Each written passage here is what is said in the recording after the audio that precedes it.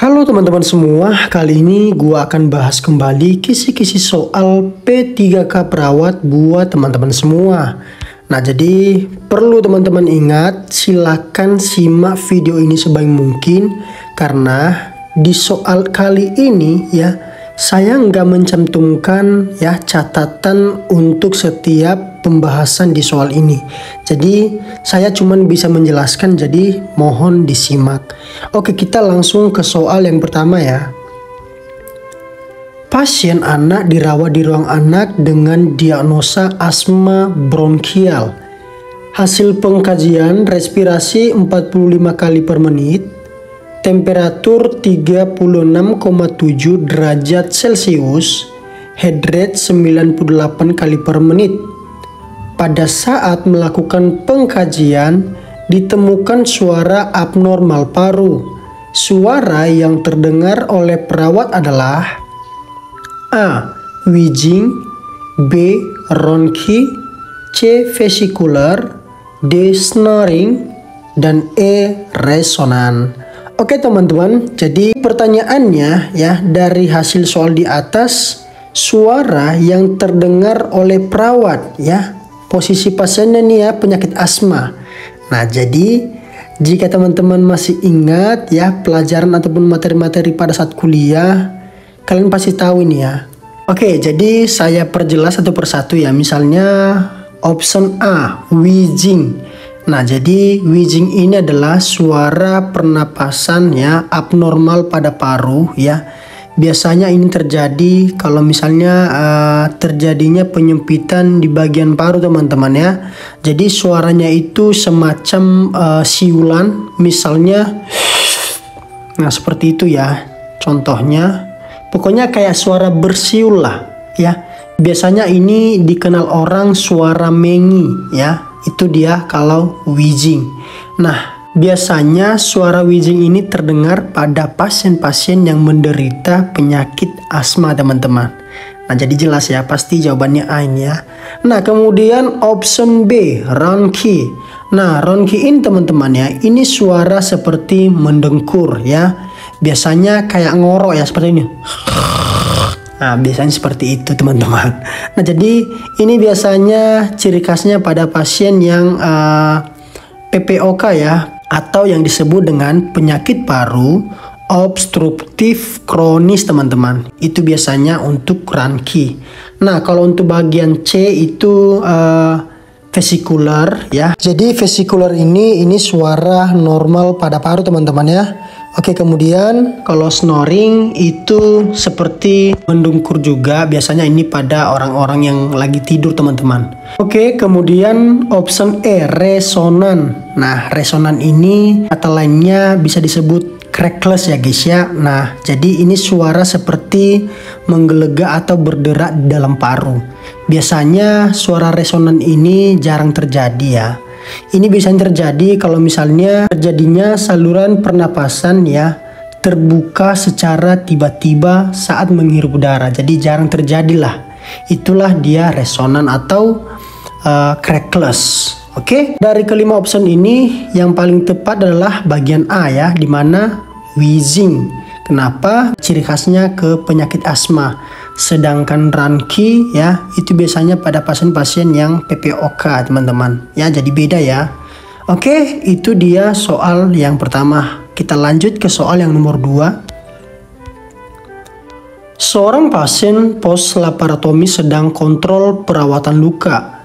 Hasil pengkajian tampak kemerahan pada luka, sudah muncul jaringan granulasi dan tidak ada tanda-tanda infeksi. Nah, pertanyaannya apa fase penyembuhan ya luka pada pasien tersebut? A. Inflamasi, B. Proliferasi, C. Remodeling, D. Maturasi, dan E. Koagulasi teman-teman. Oke, jadi dari soal ini dimana seorang pasien post laparotomi sedang kontrol ya untuk perawatan lukanya. Nah, jadi teman-teman fokusnya ke hasil pengkajian ya, di mana yang pertama tampak kemerahan pada luka. Kemudian yang kedua, sudah muncul jaringan granulasi. Nah, yang ketiga, tidak ada tanda-tanda infeksi. Nah, jadi di sini ada 5 option ya. Jadi pertanyaannya, apa fase penyembuhan luka pada pasien tersebut? Nah, jadi jawabannya ada di kelima option ini ya. Oke, mungkin kalau teman-teman paham ya pasti langsung bisa jawab lah. Jadi di sini gua akan langsung perjelas ya satu persatu ya kelima option ini ya secara singkat. Oke, yang pertama inflamasi. Nah, jadi inflamasi ini disebut sebagai peradangan pada luka. Misalnya, kaki kamu terbentur, kemudian keluar darah. Ya, itu disebut inflamasi ya. Sampai dia nanti proses membusuk ya, ada warna hitam. Nah, itu dia inflamasi, teman-teman. Nah, kemudian bagian B, proliferasi. Nah, jadi proliferasi ini disebut sebagai pembentukan jaringan baru pada luka, teman-teman. Nah, jadi inilah dia jawaban yang di soal nomor 2 ini. Oke, gue jelaskan lagi, bagian C sama bagian D itu sama, teman-teman ya, dimana remodeling atau maturasi itu disebut sebagai tahap terakhir untuk proses penyembuhan luka, yang artinya ya jaringan-jaringan yang sudah terbentuk itu akan tertutupi, teman-teman, yang artinya sudah mau sembuh lah ya. Beda dengan proliferasi tadi, itu masih proses penyembuhan luka, yang artinya baru tumbuhlah jaring-jaringan baru seperti itu. Tapi kalau remodeling ini sama maturasi itu sudah ke tahap terakhir lah untuk proses penyembuhan luka seperti itu. Nah, sedangkan E, koagulasi, itu disebut sebagai proses pembekuan darah pada luka, teman-teman. Ya, sebenarnya ini proses yang pertama untuk fase-fase pada luka ya. Yang pertama koagulasi dulu, kemudian inflamasi, lalu ketiga proliferasi, keempat maturasi, seperti itu. Ya, sampai di sini paham kan? Jadi jawabannya adalah B. Oke, kita lanjut ke soal yang nomor 3. Seorang pasien belum mendapat informasi tentang penyakitnya. Perawat berusaha memastikan hingga pasien mendapat informasi tentang penyakitnya dari dokter. Kode etik keperawatan yang telah terjadi pada kasus di atas adalah A. Beneficiensi, B. Autonomi, C. Non-maleficiensi, D. Justice, dan E. Veracity. Oke, jadi sebenarnya untuk soal-soal prinsip etik keperawatan sangat gampang sekali ya. Asalkan teman-teman sudah tahu pengertian-pengertian dari kelima option ini. A. Beneficiensi. Nah, beneficiensi ini adalah memberikan atau melakukan yang terbaik untuk pasien. Kemudian B. Autonomi, yang artinya autonomi ini adalah memberikan kebebasan kepada pasien ya, memberikan hak sepenuhnya ke pasien, seperti itu ya. Kalau C. Non-maleficiensi, yang artinya tidak membahayakan pasien. Nah, kemudian D. Justice. Justice ini artinya keadilan, berarti sangat nggak berkaitan sekali ya. Kemudian E. Veracity, yang artinya kebenaran dan juga nggak berkaitan. Nah, jadi yang paling cocok untuk kode etik pada kasus di atas adalah beneficiensi, di mana memberikan yang terbaik kepada pasien ya. Nah, kenapa? Ini kan perawatnya di soal ya. Perawat berusaha memastikan, yang artinya perawatnya sedang berjuang, mungkin menelpon dokternya atau menunggu dokternya dan langsung menanyakan penyakit pasiennya gitu, seperti itu ya. Mungkin seperti itu, yang artinya si perawat ini lagi berusaha lah untuk berbuat baik ya untuk pasien yang dirawatnya, seperti itu. Oke, jadi jawabannya adalah A. Oke ya, pas ya. Kita lanjut ke soal yang nomor 4. Laki-laki umur 45 tahun dirawat di RSJ ruang naluri dengan diagnosa perilaku kekerasan ya, PK, teman-teman ya, sudah 1 minggu yang lalu. Nah, dari hasil pengkajian, pasien sering marah-marah, mengamuk, dan menghancurkan barang. Pasien sering bercakap kotor. Perawat sudah melakukan SP1 sampai SP4 dan akan melanjutkan ke SP kelima. Nah, pertanyaannya, apa SP5 pada kasus di atas? A. Membina hubungan saling percaya. B. Mengontrol PK dengan verbal. C. Mengontrol PK dengan cara fisik. D. Mengontrol PK dengan obat. E. Mengontrol PK dengan spiritual. Oke teman-teman, jadi dari kasus di atas seorang pasien ya yang dirawat di RSJ ya dengan diagnosa perilaku kekerasan. Kemudian dari hasil pengkajian pasien sering marah-marah, kemudian mengamuk dan menghancurkan barang, ditambah lagi sering bercakap kotor. Nah, jadi perawat telah melakukan SP1 sampai SP4 ya. Jadi SP kelimanya apa nih ya? Bagi yang belum paham saya jelaskan. SP ini adalah strategi pelaksanaan gangguan pada pasien RSJ ya. Jadi ada 5 tahap teman-teman ya. Nah, kebetulan di soal ini ya perawatnya sudah melakukan SP1 sampai SP4. Nah, kelimanya apa ini? Oke, saya jelas secara singkat ya. Misalnya SP yang pertama di mana membina hubungan saling percaya.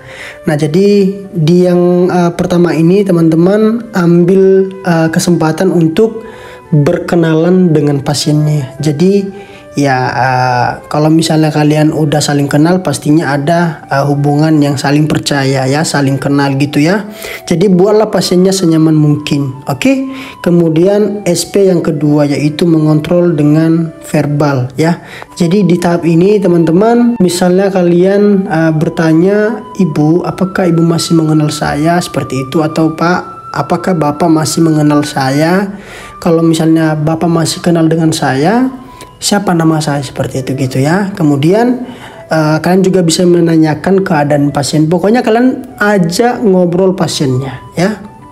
Kalian minta waktunya entah 10 menit sampai 15 menit. Jadi tanya dia mau atau enggak. Seperti kalau dia enggak mau ya udah tunggu momen saat dia mau. Kemudian SP yang ketiga yaitu mengontrol PK dengan cara fisik.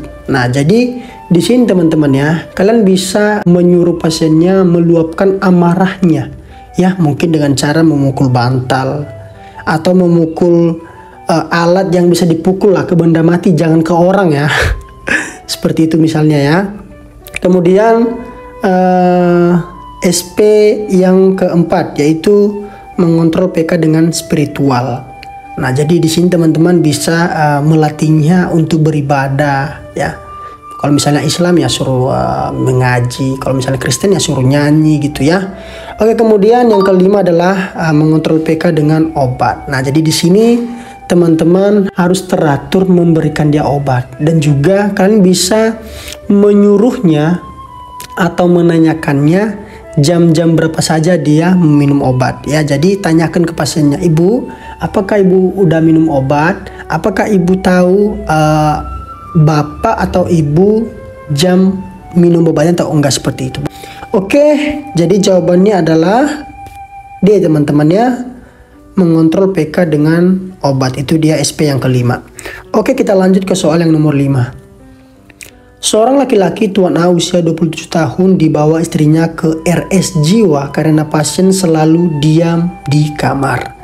Dari hasil pengkajian, pasien berbau besing, rambut gimbal, kuku panjang dan hitam, dan pasien menolak untuk mandi. Nah, apa masalah keperawatan pada kasus di atas? A. HDR atau harga diri rendah. D. Isolasi sosial. C. Defisit perawatan diri. D. Waham. Dan E. Resiko perilaku kekerasan. Oke teman-teman, jadi ini sangat mudah sekali ya. Ini pasien RSJ lagi ya. Dari hasil pengkajian, pasien diam di kamar. Terus perawat mengkaji pasien berbau besing yang pertama, kemudian rambut gimbal, kuku panjang dan hitam, dan pasien menolak untuk mandi. Nah, jadi jelas ya, masalah keperawatannya ada di bagian C, yaitu defisit perawatan diri. Nah, jadi kalau ada soal-soal seperti ini, ya misalnya dari hasil pengajian, pasien berbau besing, rambut gimbal, kuku panjang dan hitam, terus menolak untuk mandi. Nah, jadi datanya mengarah ke defisit perawatan diri. Kalau HDR nggak ada ngaruhnya, isolasi sosial cuman satu ya, cuman satu, jadi kurang. Kemudian waham sama sekali nggak ada. Kemudian resiko perilaku kekerasan tidak ada, pasien nggak ada marah-marah, membanting barang nggak ada ya. Jadi jawabannya ada di bagian C, teman-teman. Oke, mungkin sampai di sini aja dulu soalnya. Semoga teman-teman paham. Jika teman-teman punya pengalaman yang lebih tahu lagi tentang soal ini, kalian bisa berdiskusi di kolom komentar ya. Oke. Mungkin sampai di sini aja dulu videonya. Terima kasih telah menonton. Untuk itu jangan lupa subscribe dan like ataupun beri komentar Anda pada video ini agar gua makin semangat untuk membahas soal-soal PTK Perawat tahun 2023-2024. Terima kasih telah menonton. Gua akhiri videonya. Bye.